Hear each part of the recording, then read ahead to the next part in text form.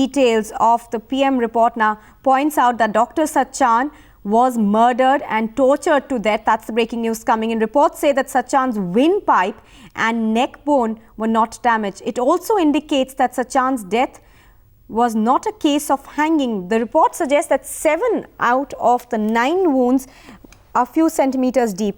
It also says that it is highly doubtful that anyone can inflict such deep wounds on themselves. Joining me on the phone line is Pranshu. Pranshu, take us through the details and what exactly does this report mean? Well, see, the post-mortem report technically says it's death due to excessive bleeding, that is shock and hemorrhage. This is the technical word they are using. But then the findings in the post-mortem report clearly suggest that this can't be a case of suicide. It primarily seems to be a case of murder, and then probably to make it as a cover-up of a suicide, the body was hanged to the from the belt along a window.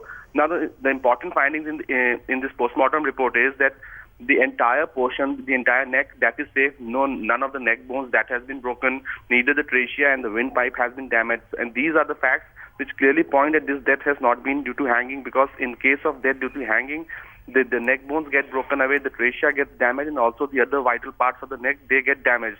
Apart from it, there have been 9 deep wounds on his body.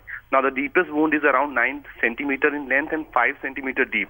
So such deep wounds can't be inflicted by a person again and again. In fact, 9 wounds by a person who himself was a professionally qualified doctor, and he knew that in case he wished to commit suicide, he could have just slit his wrist and then he would have died due to excessive bleeding. So all these findings in the post-mortem report clearly suggest that he was tortured to death, and then to make it appear as a case of suicide by hanging, his neck was like wrapped around with a belt and then he was hanged.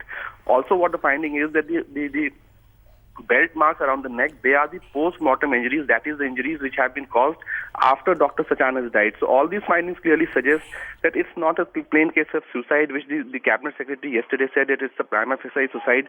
But what appears from the post-mortem report and what the technical people clearly feel is that it's a prima facie case of murder, which has been tried to be projected as a case of suicide. So clearly, the post-mortem report, the details which we have, they are a clear indicator that it is an open case of murder, and then the body was finally hanged after Dr. Sachan got murdered.